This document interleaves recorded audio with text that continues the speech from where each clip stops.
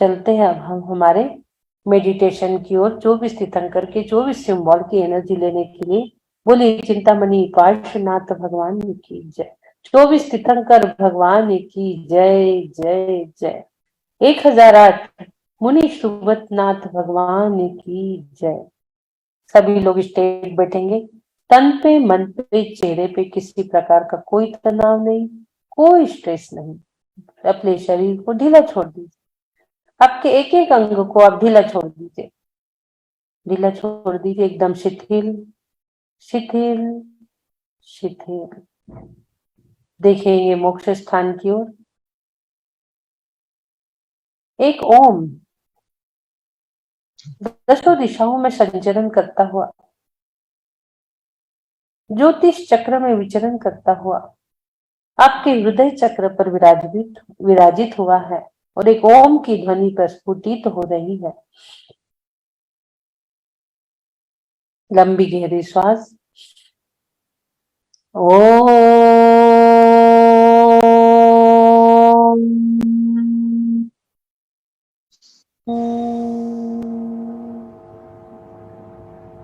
Breathe in.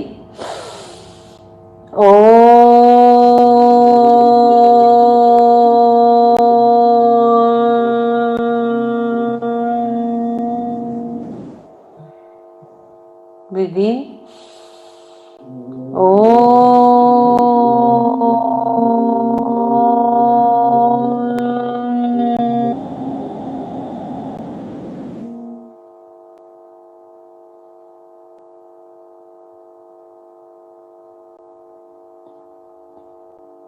दोनों हाथों को संवेदनशील बनाएंगे। ओम ह्रीं श्री मुनीश्वरवदना जिनेन्द्राय नमो नमः। ओम ह्रीं श्री मुनीश्वरवदना जिनेन्द्राय नमो नमः। ओम ह्रीं श्री मुनीश्वरवदना जिनेन्द्राय नमो नमः। ओम ह्रीं श्री मुनीश्वरवदना जिनेन्द्राय नमो नमः। ओम ह्रीं श्री मुनीश्वरवदना जिनेन्द्राय नमो नमः। ओम ह्रीं श्री मुनीश्वरवदना जिनेन्द्राय नमो नमः। ओम ह्रीं श्री मुनीश्वरवदना जिनेन्द्राय नमो नमः। ओम ह्रीं श्री मुनीश्वरवदना जिनेन्द्राय नमो नमः। ओम ह्रीं श्री मुनीश्वरवदना जिनेन्द्राय नमो नमः। ओम ह्रीं श्री मुनीश्वरवदना जिनेन्द्राय नमो नमः। संवेदनशील हाथों से जो भी हमारी अव्रत की भावना है, मिथ्या व्रत की भावना है, अव्रत की भावना है, कुव्रत की भावना है, उसको साफ करेंगे अपने मन से। क्योंकि बिना व्रत नियम संयम के हम मोक्ष पथ पर नहीं बढ़ सकते। अव्रत की भावनाओं को क्लीन करिए। और अब अपने दोनों भुवों के मध्य में आपको सिंबल की एनर्जी लेना है। ये आप देख रहे हो मुनि सुबत नाथ जी का कहता कछुआ, इसका जो चिन्ह है दाहिने पैर पे जो प्रभु का था वो है कछुआ का चिन्ह।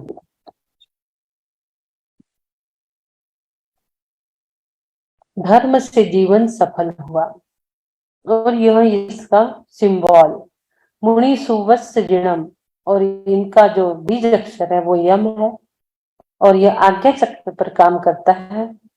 और आज्ञा चक्र का जो पेटल्स है वो दो पेटल्स है, हम और छम। आप दोनों भुवों के मध्य में इस सिंबल को धारण करिए।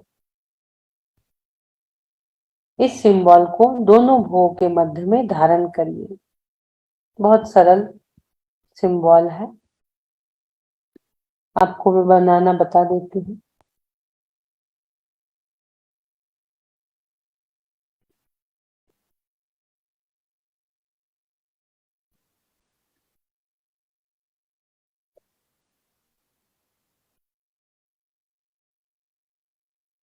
बहुत ही सरल है, आप अपने आज्ञा चक्र पर स्थापित करिए इसे। दोनों भुवों के मध्य में ठीक आपको ये बनाना है। दोनों भुवों के मध्य में बिंदी के जगह में डब्लू बना लीजिए। फिर ऊपर से इसको राइट स्थान में खत्म करिए। फिर लेफ्ट की ओर जाकर सिद्धशिला बनाइए, सिद्ध भगवान विराजमान करिए। फिर राइट में आके एक और सिद्ध भगवान विराजमान करना है। बहुत ही सरल और सुंदर, और इसकी एनर्जी को महसूस करिए। विशेष तौर से आप इसकी एनर्जी को महसूस करिए। आपको कैसा लग रहा है, इसको आपको देखना है।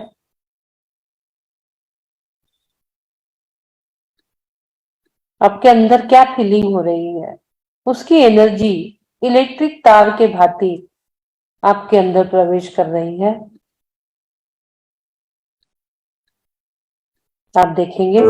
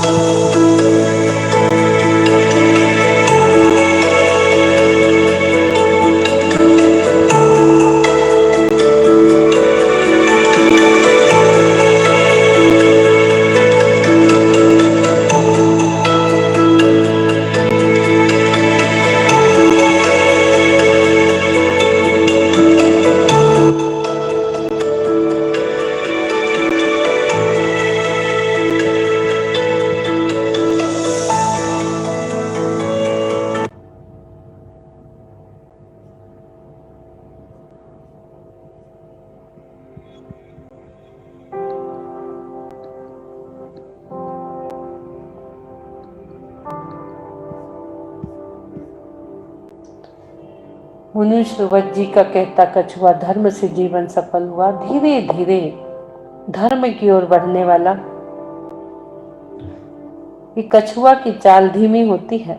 ऐसे ही हम भी मुनि सुव्रत नाथ भगवान, जिनका कलर हल्का ग्रे आप देख रहे हो, आज्ञा चक्र पर यह सिंबल आपके काम कर रहा है, आपको पता भी नहीं चल रहा है, और यह सिंबल आपके अंदर काम करने लगा। जैसे ही आप बनाते हो तुरंत आपको भारीपना महसूस होता है और तुरंत ही आपके अंदर पॉजिटिविटी का संचार होने लगता है। इस प्रकार के सिंबल से आप अपने अंदर पॉजिटिविटी का संचरण कर रहे हैं। प्रभु की एनर्जी आप लीजिए, प्रभु की देखिए। मोर पंख के कंठ के समान थोड़ा नील वर्ण, थोड़ा ग्रे वर्ण आपके अंदर वो परमाणु जा रहे हैं। नमस्कार करिए। मल्लिना तीर्थंकर के 54 लाख वर्ष के पश्चात मुनि सुमतनाथ का राजगिरी में अवतरण हुआ, अंधकार को नष्ट करने के लिए। मुनि सुव्रतनाथ जी का अवतरण, जिनके नाम में ही सुव्रत छुपा हुआ है, ऐसे मुनि सुव्रतनाथ का आज्ञा चक्र पर एनर्जी को हम महसूस कर रहे हैं। सुव्रत जो 12 व्रत हमें दिलाते हैं, सभी लोग सोचिए, विचारिए, चिंतन करिए, व्रत क्या है, सुव्रत क्या है। सोचिए, चिंतन करिए, विचार करिए कि यह व्रत क्या है, व्रत किसे कहते हैं।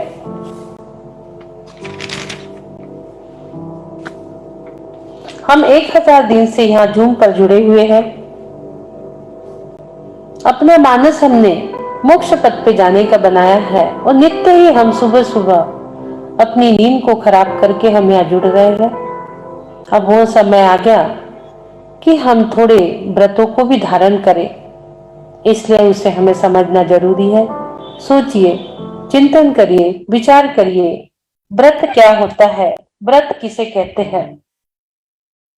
उत्तम ज्ञान चारित्र संपन्न ऐसे हमारे मुनि सुव्रत देव, हम उन्हें बार बार नमस्कार कर रहे हैं। नमस्कार हो, नमस्कार हो, नमस्कार हो।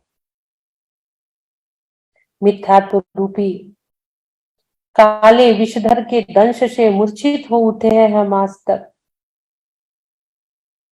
अव्रत के कीचड़ में हम फंसे हुए हैं। अव्रत के कीचड़ से हमें बाहर आना है, और वहां सुव्रत हमें मुनि सुव्रतनाथ जी बताने वाले हैं। थोड़ा विचार करिए, चिंतन करिए, सोचिए, कि व्रत क्या होता है, व्रत किसे कहते हैं। पापों का परित्याग व्रत कहलाता है। पापों के प्रक्षाल को व्रत कहता है, व्रत कहते हैं। पापों से निवृत्ति, पुण्य में प्रवृत्ति व्रत कहलाता है। हमें ये काया मिली है व्रत नियम संयम धारण करने के लिए। काय पाय के व्रत नहीं कीना, आगम पड़े नहीं मिटे कसाय। धन पाय के दान नहीं दीना, यहाँ आय कियो क्या काय।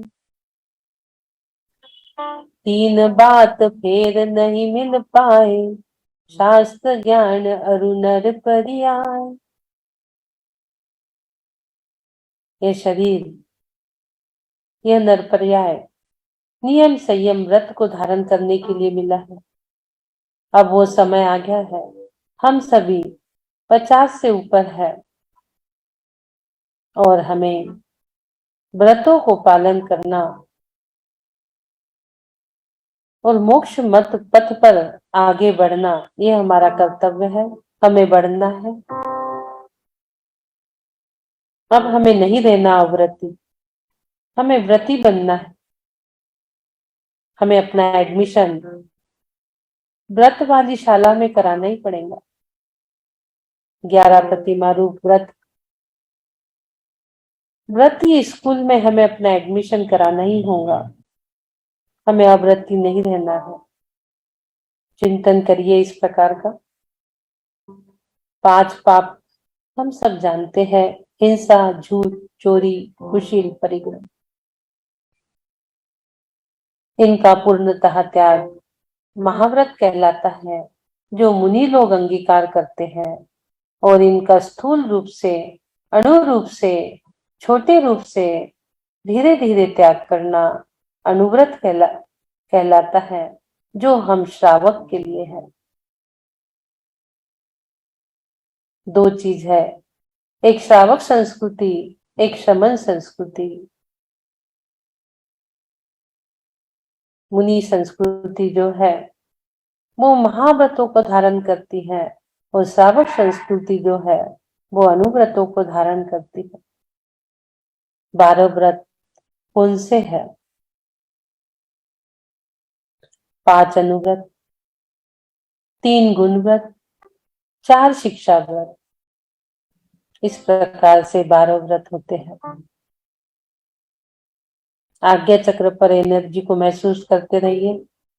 बार बार मुनि शुभतनाथ के परमाणु अपने अंदर लेते रहिए, ताकि आपको भी उनके प्रकार व्रत नियम संयम धारण करने का मानस बने, उन जैसा बनने का मानस बने। तुम जैसा बनने के कारण शरण तुम्हारी आया, मैं शरण तुम्हारी आया। मुझे आपके जैसा व्रती बनना है, इसलिए हे प्रभु कृपा कर मुझे समझाइए ये व्रत कितने होते हैं और कैसे होते हैं। व्रत 12 प्रकार के होते हैं, संयम भी 12 प्रकार के, तप भी 12 प्रकार के। 12 प्रकार के व्रत को हम समझेंगे, जिसमें 5 अनुव्रत, 3 गुण व्रत, 4 शिक्षा व्रत है। 5 अनुव्रत में हम पहले समझेंगे अहिंसानुव्रत, दूसरा है सत्यानुव्रत, तीसरा है अचौर्यानुव्रत, ब्रह्मचर्यानुव्रत, परिग्रह प्रमाण व्रत। पहले व्रत को हम समझेंगे अहिंसानुव्रत।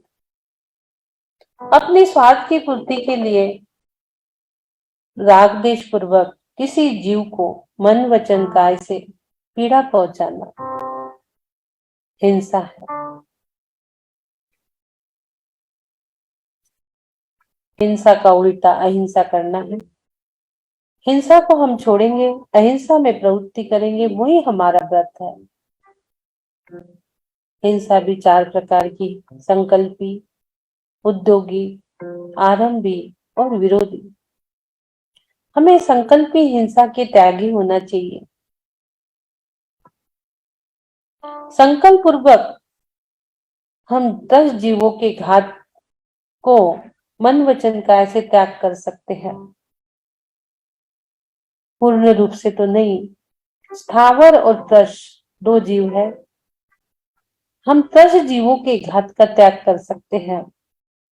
संकल्प पूर्वक किसी जीव का घात करना, उसे कष्ट पहुंचाना संकल्प की हिंसा होती है। कैसे?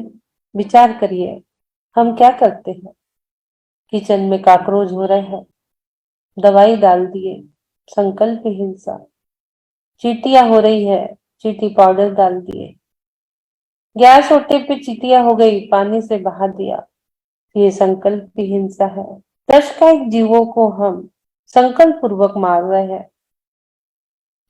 कसाईयों द्वारा असंख्य पशुओं का मौत के घाट उतारा जाता है, संकल्प की हिंसा का परिणाम है। आतंकवाद, जातीय संघर्ष, सांप्रदायिक दंगे, मनोरंजन, मांसाहार शिकार, सब संकल्पी हिंसा की पर्याय है। धर्म के नाम पर बलि देना पशुओं की, संकल्पी हिंसा।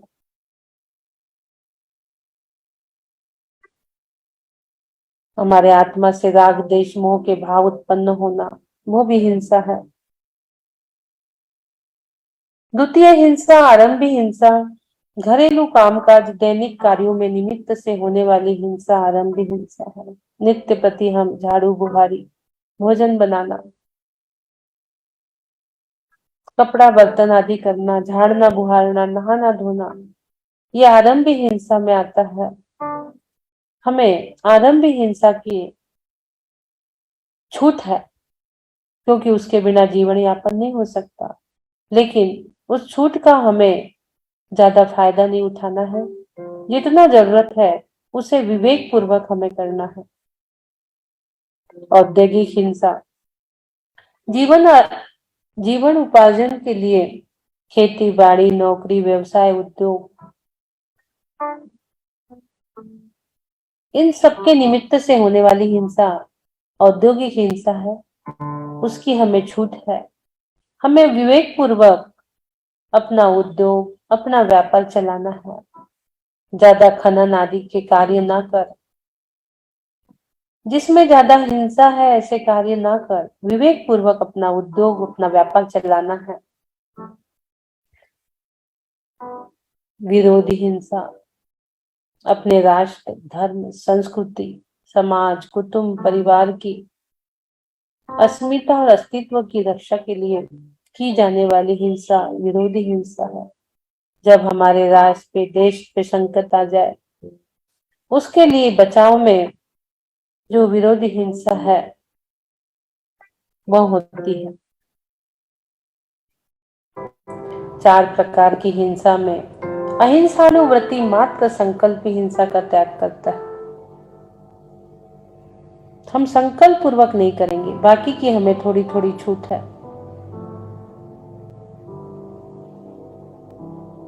संकल्प पूर्वक मन वचन काया से किसी भी प्राणी का घात हम अपने मनोरंजन, स्वार्थ पूर्ति के लिए नहीं करेंगे। शेष हिंसा को हम अपने विवेक पूर्वक कम से कम करेंगे। जितना जरूरी है उतनी हम बाकी हिंसा को विवेक पूर्वक करेंगे।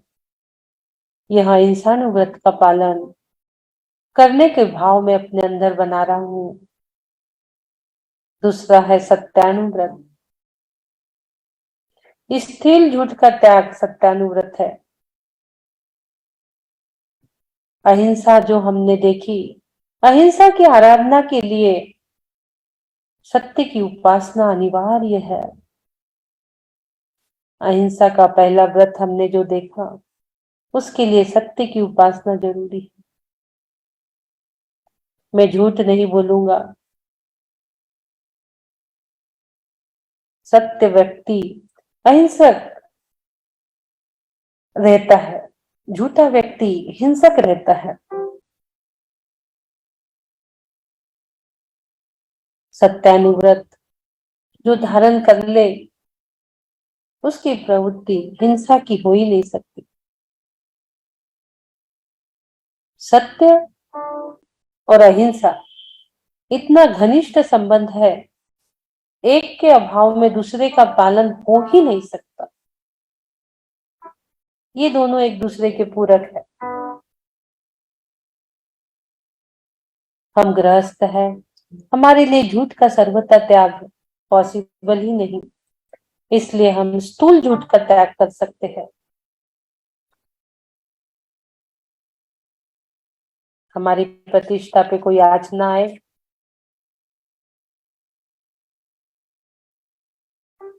सत्यानुव्रती कभी ऐसा सच भी ना बोले कि जिससे किसी को आपत्ति आ जाए, किसी जीव की हिंसा हो जाए। किसी जीव की रक्षा के लिए बोला गया झूठ झूठ की कोटि में नहीं आता, वो सत्य की कोटि में आता है। अहिंसक भावना की सुरक्षा के लिए हित मित और प्रिय वचनों का भी प्रयोग हम करें। चलते हैं तीसरी अचोरियानुव्रत की ओर। स्थूल चोरी का त्याग अचोरियानुव्रत है। चोरी हिंसा का एक रूप है, चोरी करना भी हिंसा ही है। अहिंसा के परिपालन के लिए चोरी का त्याग भी आवश्यक है। अहिंसा के लिए सत्य और सत्य के लिए अचौर्य व्रत बहुत जरूरी है। सत्य रहना है, उत्पाद वैभव युक्तम सत्य, अपने आत्मा को भी पाना है तो सत्य की कसौटी पे चलना होगा। सत्य की कसौटी पे चलने के लिए अचौर्यानुव्रत जरूरी है। चोरी का विपरीत अचौर्य। हमें चोरी करना छोड़ना होगा, तभी हम अपने सत्य धर्म का पालन कर सकते हैं। पूरी चेन बनी है ये मानसिक पीड़ा के परिणाम स्वरूप कभी कभी हृदयघात, हार्ट अटैक आदि चोरी करने से हो जाता है। चोरी करने से आप अहिंसानुव्रत सत्यानुव्रत पालन नहीं कर सकते। चोरी करेंगे तो झूठ बोलना ही होगा, उसमें हिंसा होगी ही होगी। सत्य और चोरी दोनों एक साथ नहीं रह सकते। चलते हैं आगे।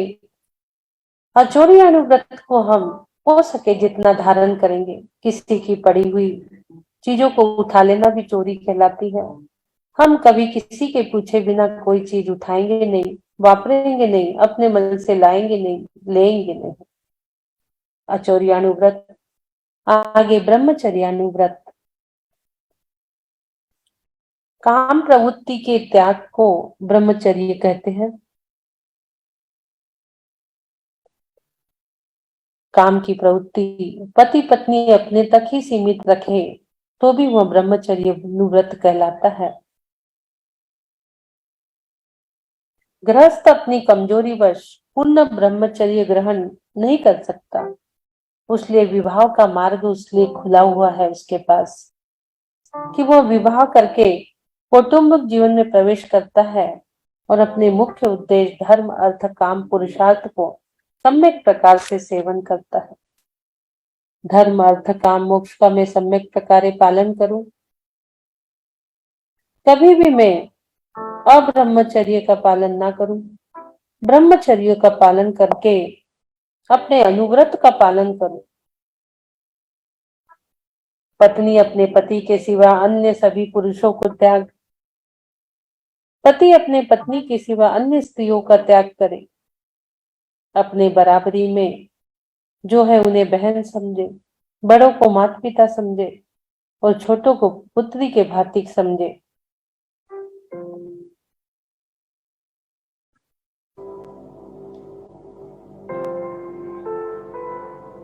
ब्रह्मचर्यानुव्रत यह स्वदार संतोष व्रत भी इसे कहते हैं।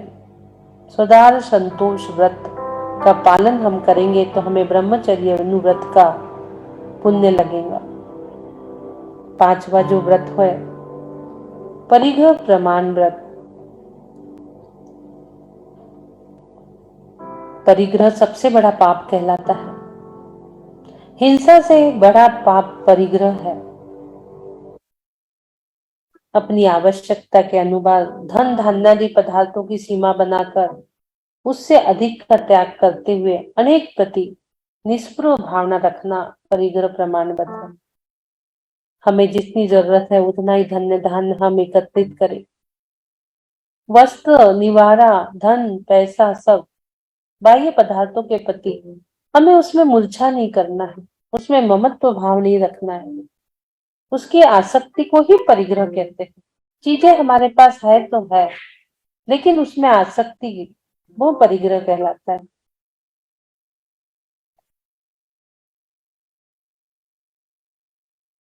मनुष्य की आवश्यकताएं सीमित है।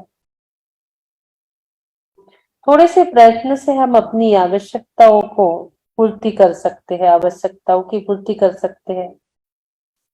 इच्छाएं तो आसमान है, आकांक्षा है आसमान है। इच्छा निरोधस तपः, हम इच्छा का निरोध कर सकते हैं। जो इच्छा का दमन हो, चरित्र से शिव गमन नहीं। इस प्रकार से हम हर चीज की सीमा बांध सकते हैं। खाने पीने की, पहनने ओढ़ने की, धन धान्य की, व्यापार आदि की, मकान दुकान की, हर चीज की सीमा हम बांध सकते हैं।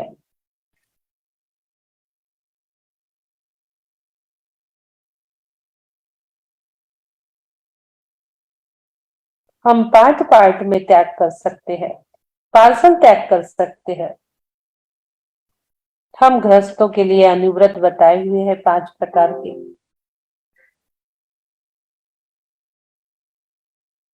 मिला पुण्य से तुझको नर्तन ये चेतन,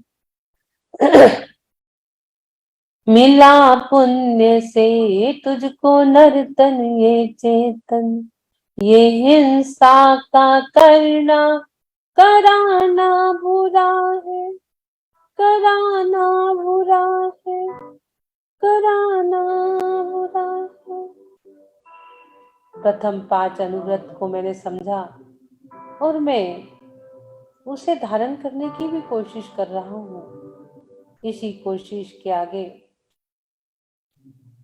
3 गुणवत को समझने की आकांक्षा हो रही है। मैं उन्हें भी समझकर उनका त्याग कर उसमें हेय क्या है, उपादेय क्या है जानकर आगे बढ़ूं।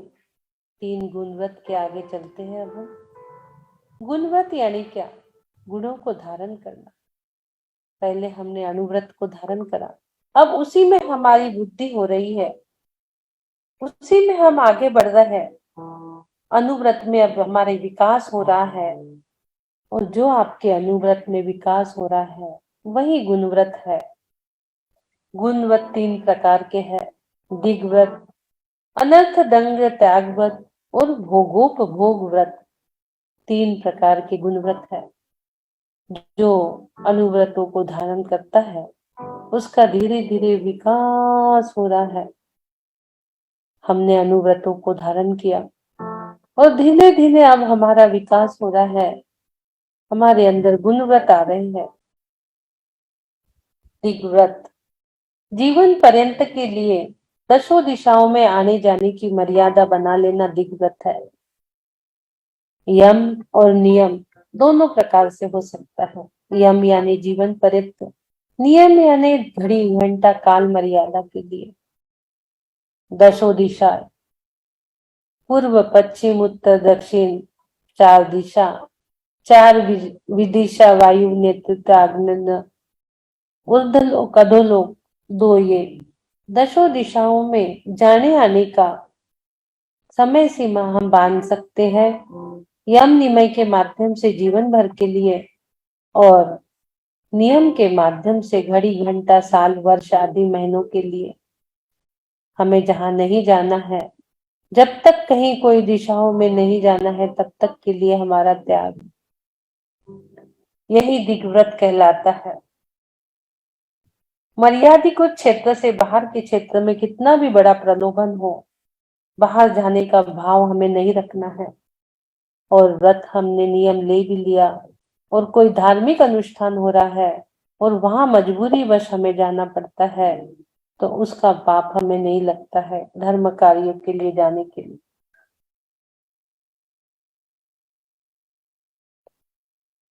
विदेश नहीं जा रहे हैं सालों साल, विदेश जाने का त्याग कर दीजिए। देश की संपत्ति और प्रतिभा भी विदेशों में जाने से बच जाती है। हमारा दिग्व्रत हो गया, हमने दसों दिशाओं में कब तक कहाँ कैसे जाना है का व्रत धारण कर लिया। विदेश हमें जाना नहीं है, इसलिए विदेश जाने का त्याग। दसों दिशाओं में हमें 40 किलोमीटर तक जाना है, 10 किलोमीटर तक जाना है, प्रतिदिन का हमने दिग्व्रत धारण कर लिया। जब ज्यादा जाना पड़े तो हम बढ़ा लेंगे। इस प्रकार का हमारे अंदर गुण बढ़ रहा है। अनुव्रतों के साथ गुणों को भी हमारे अंदर धारण कर रहे हैं हम, और हमारे गुणों में आगे बढ़ते हुए दूसरा गुण व्रत अनर्थ दंड व्रत। जो जो हम प्रभु की मूरत देखते हैं, तो हमारे अंदर प्रभु के जैसे गुण प्रस्थापित हो रहे हैं, उद्घाटित हो रहे हैं। मात्र प्रभु ने महागुण धारण करे हैं, हम अणुगुण धारण कर रहे हैं। अनर्थ दंड त्याग व्रत, मैं अनर्थ दंड का त्यागी बनने जा रहा हूँ। अब वो समय आ गया है जब मुझे व्रतों में प्रवृत्ति करना है, गुणों में उत्पत्ति करना है। बिना प्रयोजन पाप कार्य करने को अनर्थ दंड कहते हैं। किसी भी प्रकार की बिना प्रयोजन के काम हम नहीं करेंगे। जबरदस्ती नल खुला रख देना, गैस खुला रख देना, जबरदन खोटे व्यापार करना, जरूरत नहीं होने पर भी व्यापार करना, ये सब अनर्थ दंड त्याग व्रत में आता है। और तीसरा ध्यान की ओर चलते हैं। तीसरे गुणव्रत की ओर हम चल रहे हैं, जिसका नाम है भोगोपभोग परिणाम व्रत। भोगोपभोग परिणाम व्रत में हमारी वृद्धि हो रही है, हमारे गुणों में वृद्धि हो रही है, और हम अब और जानने के उत्सुक है, और गुणों को धारण करने के लिए हम भोगोपभोग परिणाम व्रत की ओर जा रहे हैं। भोग और उपभोग, जो एक बार भोगा जाए वो भोग, और जो बार बार भोगा जाए वो उपभोग। भोजन हम करते हैं, वह भोग हो गया। और उपभोग, वस्त्र हम बार बार पहनते हैं, धोते हैं, पहनते हैं, वो उपभोग हो गया। बार बार चीजों को हम यूज करते हैं, वो उपभोग हो जाता है। भोग और उपभोग के साधनों का कुछ समय या जीवन पर्यंत के लिए त्याग करना भोगोपभोग परिणाम व्रत है। 1 घंटे 2 घंटे के लिए भी हम कोई चीज त्याग कर देते हैं, तो वह गुण हमारे अंदर आता है। भोजन माला आदि जो एक बार हमें उपयोग होना है, उन वस्तु का हम भोग करके उन्हें परित्याग कर दे, तो हमारे गुणों में वृद्धि होगी। वस्त्राभूषण आदि बार बार उपयोग आने वाली सामग्री का उपभोग कहलाती है।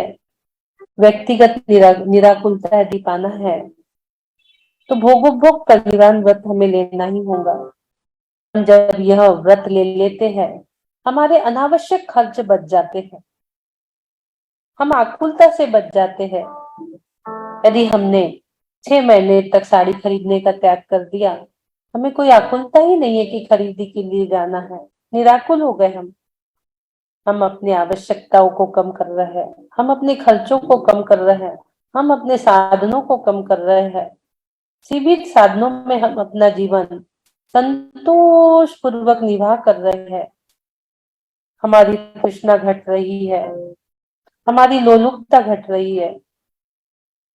तृष्णा की खाई खूब भरी, पर रिक्त रही वह रिक्त रही।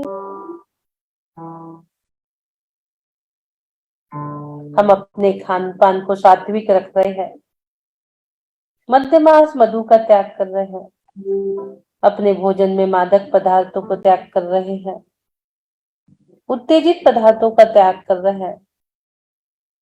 हम संतुलित भोजन को ग्रहण करेंगे। भोगोपभोग परिणाम का व्रत हम धारण कर रहे हैं। पेय औषधि जो है उसका भी हम त्याग करते हैं,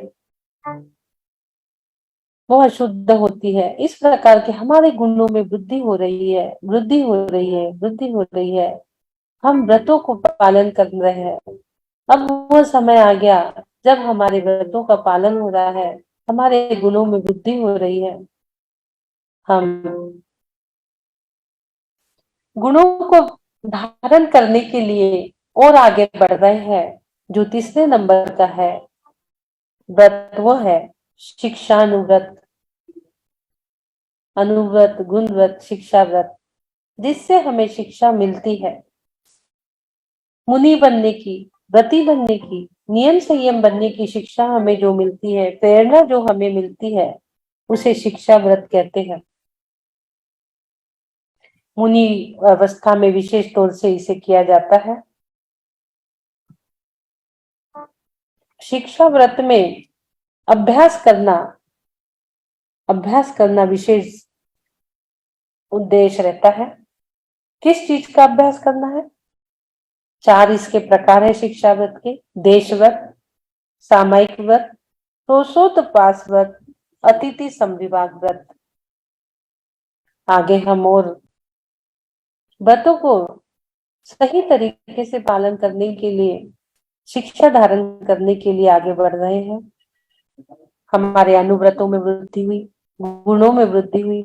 अब हम और आगे कुछ सीखने के लिए आगे बढ़ रहे हैं, जिसमें पहले हम देश व्रत, जो दिग्व्रत हमने लिया था, दिग्व्रत में ली गई जीवन भर की मर्यादा के भीतर भी हम अपनी आवश्यकता एवं प्रयोजन के अनुसार अपने आवागमन को और सीमित कर सकते हैं। जो हमने 10 दिशाओं में जाने का त्याग किया, उसमें और कम कर सकते हैं। आज हम 2 किलोमीटर तक ही जाएंगे, 5 किलोमीटर तक ही जाएंगे। आज घर से बाहर नहीं जाएंगे, आज घर से मंदिर तक जाएंगे, आज घर से शॉप तक जाएंगे। उसमें भी आप अपनी आवश्यकता एवं प्रयोजन के अनुसार आवागमन को अपने सीमित कर लीजिए। प्रतिदिन का नियम ले सकते हैं आप। जो हमने जीवन पर्यंत का आवागमन लिया है, उसमें और धीरे धीरे और सीमित, प्रतिदिन उसको सीमित करना, वो देश व्रत कहलाता है।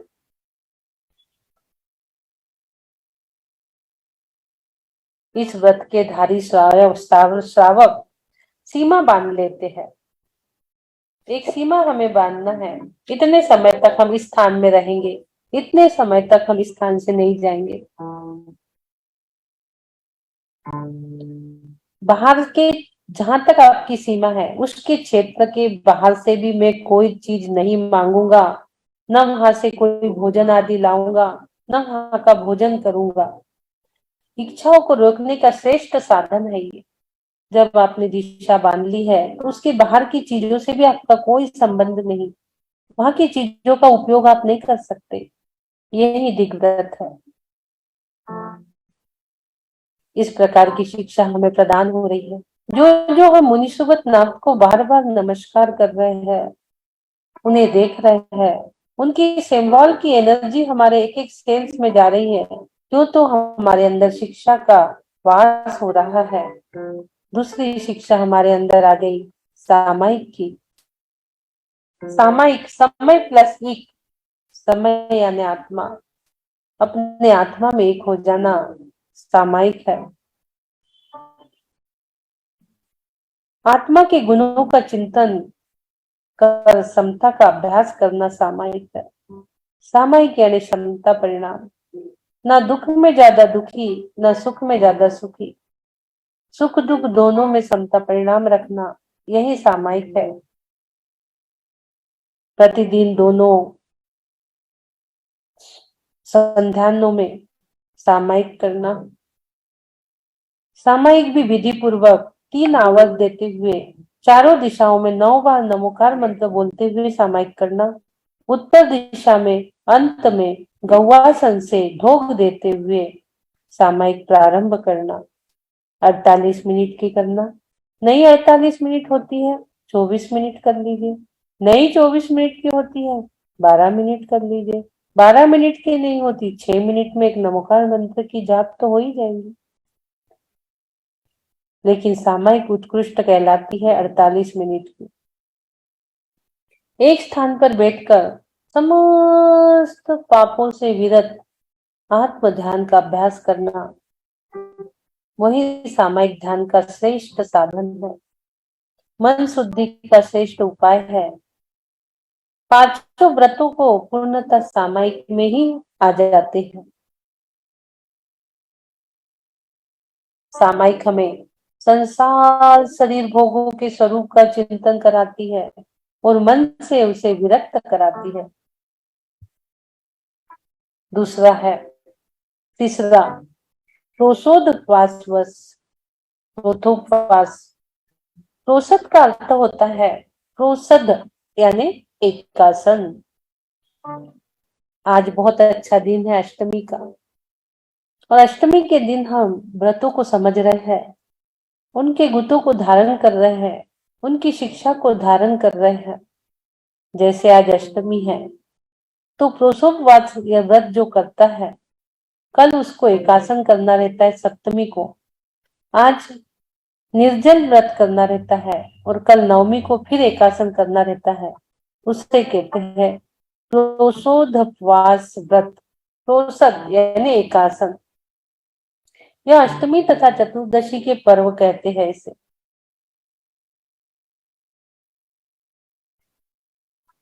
ये अनादि से चले आ रहे हैं। प्रत्येक पक्ष की अष्टमी और चतुर्दशी का उपवास हमें करना चाहिए। अब हम व्रतों में आगे बढ़ रहे हैं, अष्टमी चतुर्दशी का भी संकल्प हम लेते हैं। हो सके तो प्रोसोद उपवास ना हो तो सिर्फ अष्टमी चतुर्दशी का एकासन हम कर सकते हैं। प्रोसद नहीं, प्रोसोद उपवास में प्रोसद नहीं हो रहा है तो उपवास तो कर ही सकते हो, एकासन तो आप कर ही सकते हो। प्रोसद यानी एकासन। अष्टमी चतुर्दशी को हम धर्म ध्यान पूर्वक बिताएंगे, व्रत करेंगे, एकासन करेंगे, निर्जल उपास करेंगे। इस प्रकार की शिक्षा हमारे अंदर आ रही है और हम उन शिक्षा को पालन करते हुए आगे बढ़ रहे हैं, और उसी में आगे बढ़ते हुए विषयों से विरक्त होते हुए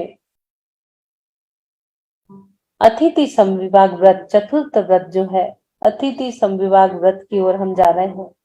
किसी किसी ने यहाँ वैयावृत्ति लिया है, किन्हीं आचार्यों ने अतिथि समविभाग, किन्हीं आचार्यों ने वैयावृत्ति लिया है। इसमें यदि हमारे अंदर इतने संयम आ गए कि हम एकासन करने लगे, अष्टमी चतुर्दशी करने लगे, शुद्ध भोजन करने लगे, तो हम अतिथि संविभाग व्रत आराम से पालन कर सकते हैं। अतिथि जो बिना तिथि के आ जाए वो अतिथि। अतिथि देवो भव। अतिथि जनों को अपने लिए बनाए गए भोजन में से अतिथि समविभाग, सम प्लस विभाग, उसका विभाग कर लो। हमने हमारे लिए भोजन बनाया है, हम सम्यक पात्र, उत्तम पात्र को लिए राह देखो, अत्रो अत्रो तिष्ठो तिष्ठो बोलो, बाहर खड़े रहो, और आदि का छुल्लक छुल्लिका आदि के लिए भले ही हमारे नगर में हो या न हो, श्रेष्ठ प्रार्थियों के लिए आह्वान करो, बाहर खड़े होकर भोजन बनने के उपरांत अत्रो अत्रो तिष्ठो तिष्ठो करो, और उत्तम पात्र को आहार दान कराने के भाव मन में रखो, और सम विभाग जो हमने अपने लिए बनाया था उसी में विभाग कर कर, उसी भोजन में से विभाग करके आहार प्रदान करना, वह अतिथि समविभाग व्रत कहलाता है।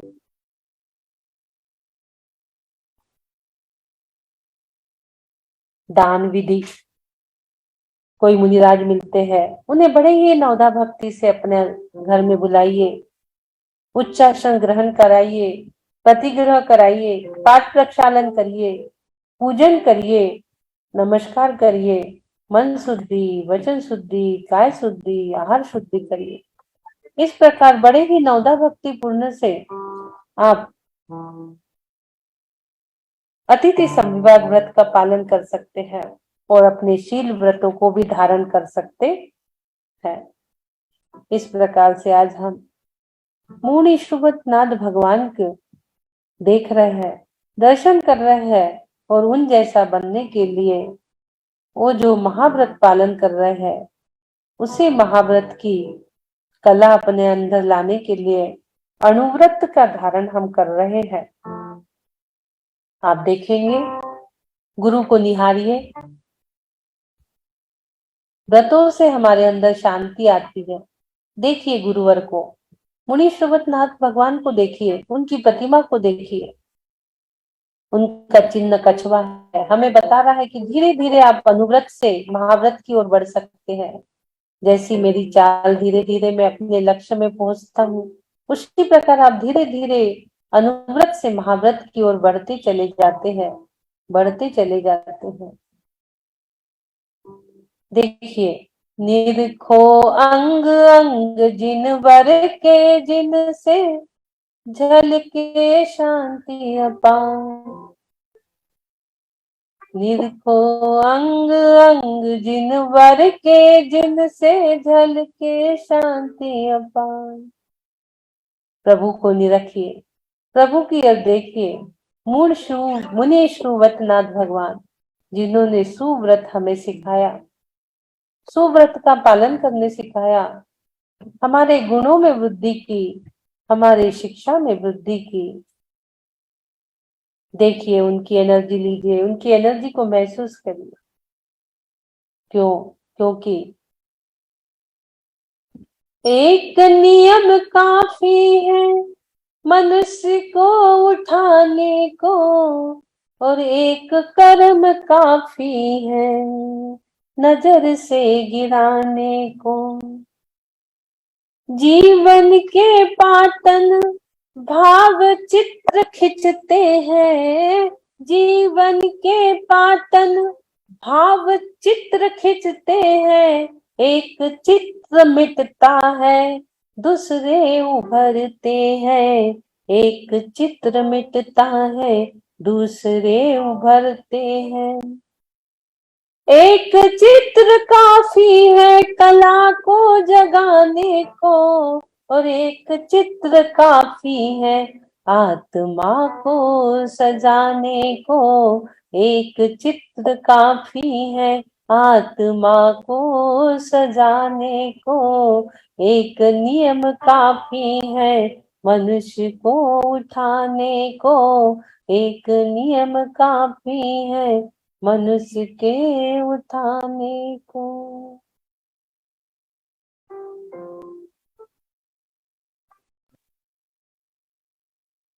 मैं आज अनुव्रतों का धारिन हो चुका, 12 व्रतों को समझकर मेरे अंदर गुणों की वृद्धि हो चुकी, शिक्षा की वृद्धि हो चुकी। इसी भावों के साथ अर्घ चढ़ाएंगे। मुनि श्रुवतनाथ भगवान का निर्जर कुट है जय, मन वच तन पर पूज हूँ शिखर समेत यजे। 3 बार ओम का उच्चारण, लंबी गहरी श्वास। ओम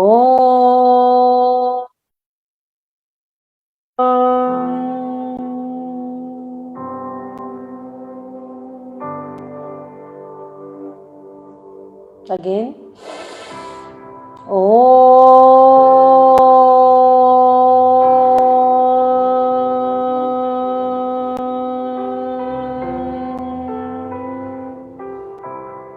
Again.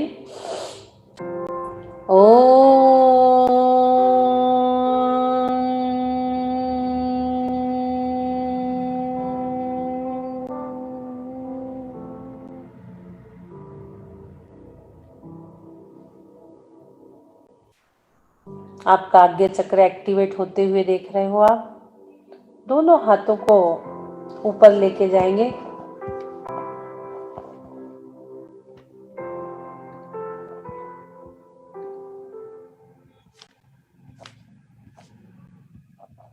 दोनों हाथों को ऊपर लेके जाइए।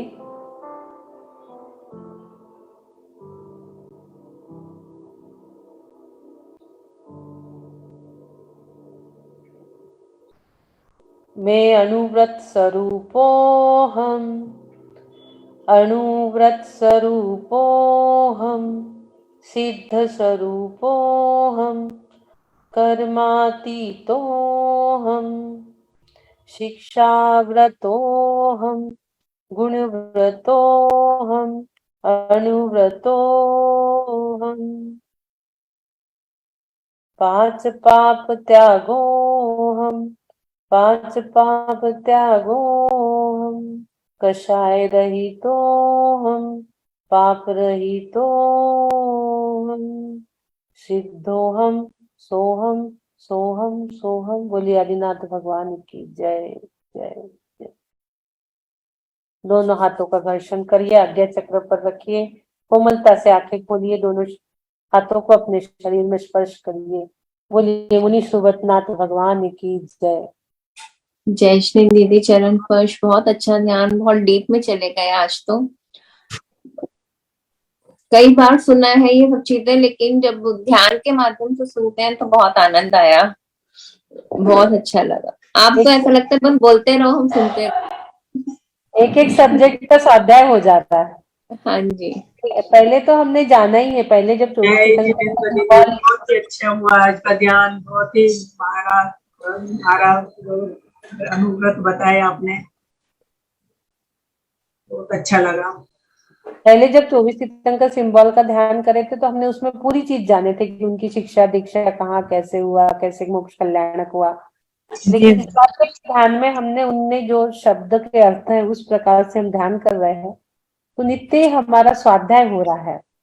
आज हमने 12 व्रतों को समझ लिया, 5 पापों को समझ लिया, कभी कुछ समझ लिया, तो स्वाध्याय भी हो रहा है, ध्यान भी हो रहा है। दीदी आप इसी तरह से ज्ञान देते रहोगे तो हम भी सारे गुणधारी हो जाएंगे। होना ही है ना, इतनी सिंबल की एनर्जी लेंगे तो होना ही है। नहीं, सिंबल की एनर्जी तो ले रहे, साथ में आप जो ज्ञान दे रहे हो ना, बार बार रिपीट कर रहे हो, जैसे पहले भी आपने ये सारी चीजें बताई थी, आज फिर से उसको रिपीट किया ध्यान के माध्यम से, आपने कल भी रिपीट किया था, तो सारी चीजें मिलती जाएंगी तो हम लोग भी तो गुणधारी हो जाएंगे पूरे। दीदी एक चीज है, आप जैसे वो शुरू में जो हमारे को सिंबल्स दिए ना, उसमें आपने एक एक जाप भी दी थी, जैसे कि ओम रीम अरहम नमो कोश बुद्धिनम आत्मने, ओम रीम अरहम उदर रोग विनाशनाय भवतु स्वाहा, ये संभवनाथ भगवान जी की जाप दी थी आपने। तो अभी आपने शुरू किया ना उस दिन मल्लीनाथ भगवान से, अरेनाथ भगवान से, उस दिन से वो जाप रह रही है दीदी। आपने शुरू में जाप दे रहे हो। हाँ, शुरू में आपने सब चिन्हों के साथ में दीदी आप पेटल्स का भी ध्यान करा रहे थे, पेटल्स के भी बोल रहे थे, उनके बीजाक्षर भी आप बोल रहे थे। अच्छा, वो भी बोल रहे हैं। हाँ। अच्छा, वो अभी टाइम ज्यादा जा रहा है ना, तो वो छोड़ दिया मैंने। हाँ जी, अच्छा, समय हो रहा है ना जी, इसलिए उसको छोड़ दिया बीजाक्षर को, नहीं तो बीजाक्षर भी बोल रही थी मैं 9 बार। हाँ जी। एक बात बताइए कि जो हम लोग सुबह से यहाँ बैठते हैं, आपने सामायिक के बारे में पहले भी बताया, अभी भी बताया है, तो ये भी क्या सामायिक में हम काउंट कर लें क्या? सामायिक लेके बैठो ना, तो सबका सामायिक ही है ना, आप आत्मा में एक होने का प्रयास मतलब उसके अंदर क्या कहते हैं, जो भी हम अभिषेक करते हैं, शांति धारा, वो सारे काउंट होते हैं या उसके बाद सामायिक स्टार्ट होती है? आपकी 2 सामायिक हो जा रही ना, 48 मिनट की। अच्छा, 140 जी दीदी। 2 सामायिक तो आपकी पक्की हो जाती है, 2.5 भी हो जाती, 3 भी हो जाती, कभी कभी 48। मतलब कल से हम जो है वो बोल के बैठेंगे हम सामायिक में बैठ रहे हैं। हाँ, बोल के बैठिए संकल्प लेके, तो उसको काउंट हो जाएगा। हाँ, वही इसलिए पूछना था कि मतलब ये सामायिक में काउंट होता है तो हम ऐसा बोल के बैठे। हाँ, बोल के बैठेंगे तो सामायिक में काउंट हो जाएगा, फिर कोई चीज आपको छूना नहीं है उसमें। और जैसे हम विधान वगैरह करते हैं तब भी हम बोल सकते हैं कि हम सामायिक में बैठे हैं, सामायिक में बैठ रहे हैं। विधान में लेकिन द्रव्य छूते हैं, सामायिक में कोई चीज छूते नहीं है। कोई चीज छूते नहीं है सामने, आप उसको नहीं भी तो कर दीदी हम सकते इसमें हैं। दीपक जलाते हैं तो भी सामायिक नहीं मानी जाएगी, क्यों? दीपक जला तो के भी बैठे। सामायिक नहीं, नहीं दीपक तो आपने पहले जला लिया, इसको सामायिक में ही अच्छा लेंगे, तो पहले अच्छा जला नहीं लिया। बोलना, अभी मत बोलना। मंगला जी म्यूट हाँ, कर लीजिए, म्यूट कर तो लीजिए मंगला आप, जी आप कुछ कर लीजिए। Sorry sorry sorry. म्यूट कर लीजिए आप। दीपक तो हम पहले ही जला लेते हैं ना। सामायिक में जी यही है दीदी। कि किसी चीजों को फिर अपने को छूना नहीं है। माला जाप वगैरह आप छू सकते हो, फिर बीच में बोल नहीं सकते, इधर उधर ध्यान नहीं ले जा सकते आप। नहीं लेकिन दीदी जैसे आर को बोलते हैं या कुछ भी बोलते हैं तो फिर तो नहीं बोल सकते ना, बोलने में कुछ हर्ज नहीं, बोल आपने सकते। अभी बोला ना कि बीच में कुछ बोल नहीं सकते, इसलिए मैं बोली। बात नहीं करना। धर्म अच्छा की चीज बात नहीं बोलना, करना, तो आपसे तो धर्म की बात चीज। होती है ना जूम पर। हाँ वही तो, फिर कम करो, तो कम करो, वो बोलो ही मत वो चीज। हाँ ये भी हाँ मत बोलो उसमें कि देखो, मैं आपने देखे होंगे मैं शांति धारा कराती हूँ तो कभी ये नहीं बोलती हूँ कि कौन आज वो करेगा, मैं सीधा अनम्यूट कर देती हूँ, सामने वाला समझ जाता है। मैंने जी अनम्यूट कर दीदी। दिया तो भी उसको पता है कि अब मुझे छिन्न छिन्न भिन्न भिन्न बोलना है। कभी भी बीच में मैं शांति धारा में ये नहीं बोलती कि कौन बोलेगा क्या करेगा। तो ठीक आप है। शांति धारा में अर्घ वगैरह बोल रहे हो बोलो, पर उसमें कोई चीजें दूसरी मत बोलो। दीदी दीदी जय जी ने दीदी जैसे बीच में हम लिखते हैं कुछ चीज तो वो भी इसी में कहलाएगी। बीच में जो लिख रहे हो, देखो लिखना भी नहीं रहता सामायिक में, लेकिन अभी हम लोग प्रैक्टिस में है तो हम धर्म का लिख रहे हैं तो उस वो भी सामायिक में आ जाएगा। लिखना भी नहीं रहता, पेन कॉपी नहीं छू सकते, लेकिन हम धर्म के कार्य कर रहे हैं तो हम उसको ले सकते हैं सामायिक में। धर्म के कार्य का लिख रहे हैं, अन्य कुछ चीज नहीं लिखना है। ठीक है दीदी। हाँ। दीदी ठीक है दीदी, बहुत अच्छा ज्ञान दे रहे हैं आप शांति धारा के बाद भी सामायिक ले सकते हो ना। ठीक है। अच्छा हाँ वही वही थोड़ा सा मतलब शांति धारा खत्म हो जाए उसके बाद जब सामायिक आप में स्टार्ट लिख, करते हो। कोशिश करो सामायिक में हम ना लिखे, क्योंकि ये फेसबुक पे जा रहा है तो आप वहां से बाद में लिख सकते हैं। फेसबुक पे भी जाता है, यूट्यूब पे भी जाता है। तो ठीक है जब हम सामायिक का पूरा संकल्प ही ले रहे हैं तो हम क्यों लिखे, क्यों पेन कागज आदि छुए। सिर्फ माला छूने का रहता है और धर्म का बोल सकते हो आप उसमें। तो हमें यदि सच में सामायिक करना है तो हम अच्छे से ही सामायिक करें ना, ठीक है तो उसका फल बहुत लगेगा। ठीक 48 मिनट की 2 सामायिक तो आपकी पक्की हो जाएंगी, तीसरी भी हो जाएंगी 6:30 से जो बैठेगा। तो मतलब दीदी 6:30 हम लोग से 7 बजे 8:30। से सोचे, 7 बजे से नियम लेके सामायिक पे बैठ रहे हैं, हाँ ऐसा कर शांति लीजिए, धारा एक खत्म सामायिक। होने के बाद ये सारा। हाँ एक सामायिक का ले लीजिए। तो जी उतने दीदी। समय आप 48 मिनट तक कुछ मत करो। शांति धारा के बाद 7 बजे ले लो और फिर उतने समय तक 48 मिनट कुछ मत करो। फिर बाद में बोलो जो बोलना है, पहले बोल लो उसके जो बोलना है। एक सामायिक तो अच्छी हो ही सकती है आपकी। और ये सब जी सामायिक के अनुरूप ही है, छोटे रूप ही है, छोटे स्वरूप ही है ये सब सामायिक के। हम जो बैठ रहे हैं सुबह से, उसका फल तो है ही है। आप नींद खराब करके बैठना, जितने लोगों ने अपना सोना छोड़ दिया, 6:30 बजे बैठने के लिए 5:30 बजे उठना है हर किसी को।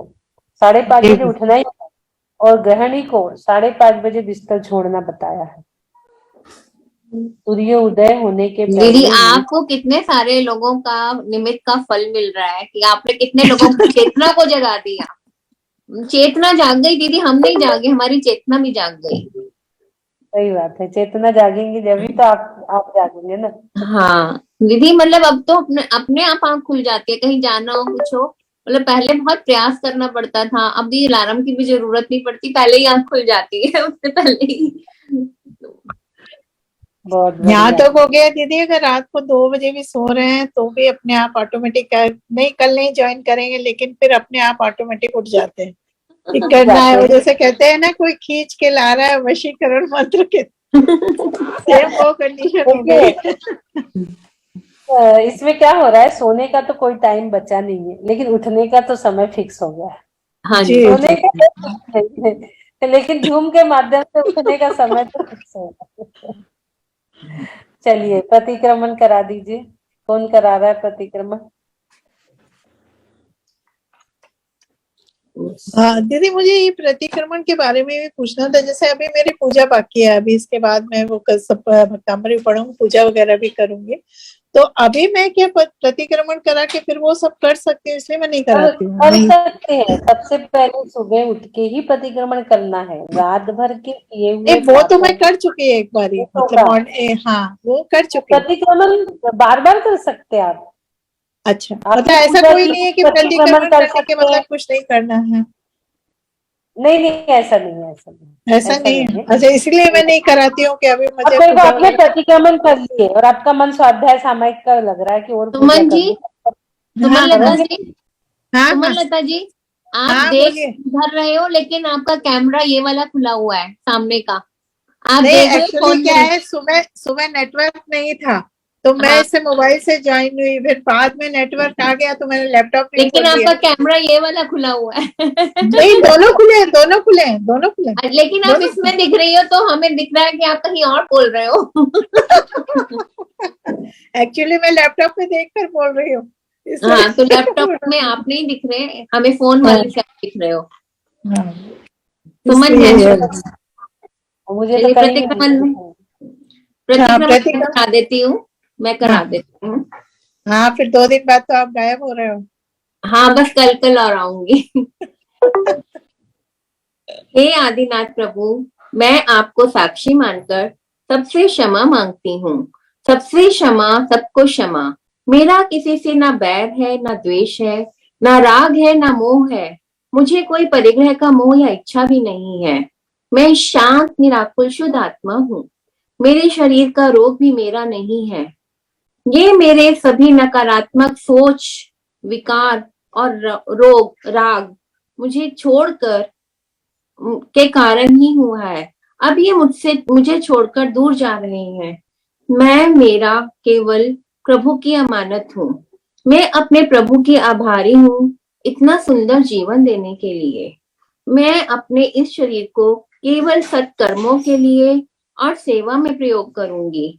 मेरे भाव शुद्ध हैं। मैं निस्वार्थ सेवा करूंगी। सब जीवों पर करुणा और प्रेम भाव रखूंगी। अपने गुरुओं को बारंबार धन्यवाद जो मुझे ज्ञान दे रहे हैं। मुझे यह अवसर देने के लिए मैं अच्छे विचार सोच रही हूँ, उन्हीं के सत्कर्मों के द्वारा, उन्हीं की शिक्षा के द्वारा। मैं कर्म योगी हूँ, भोगी नहीं। मेरा किसी से बैर नहीं, किसी से द्वेष नहीं। सबको क्षमा, सबसे क्षमा, सबसे प्रेम। ना रागो, ना द्वेषो, ना मोह, ना बैर। इस जन्म को मैं घृणा करने में व्यर्थ नहीं करूंगी। मैं अपना 100% सभी को दूंगी, हाईएस्ट लेवल तक। एक सोलफुल जर्नी की शुरुआत करती हूँ। मुझे सत्कर्म ही करने हैं। सबके लिए अच्छा सोचना है, अच्छा करना है। मोक्ष के लिए भी मेरी कोई इच्छा नहीं। प्रभु, मेरे सत्कर्मों का मुझे फल मिलेगा, यही भाव है।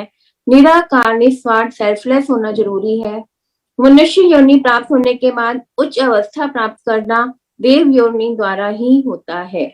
उत्तम क्षमा, सबको क्षमा, सबसे क्षमा। ओम नमः, ओम नमः, ओम नमः। जय श्री सभी को। जय जिनेन्द्र, बहुत सुंदर आज नया प्रतिक्रमण सुनने को मिला। संगीता जी, जय जिनेन्द्र। जय श्री दीदी, चरण स्पर्श। जय जय जिनेन्द्र। दीदी। जय जिनेन्द्र, धन्यवाद। चलिए मंगल करें। बिल्कुल हाँ दीदी, जी जय दीदी। जिनेन्द्र, जय जिनेन्द्र। जय आदिनाथ भगवान की जय। ठीक है। जय।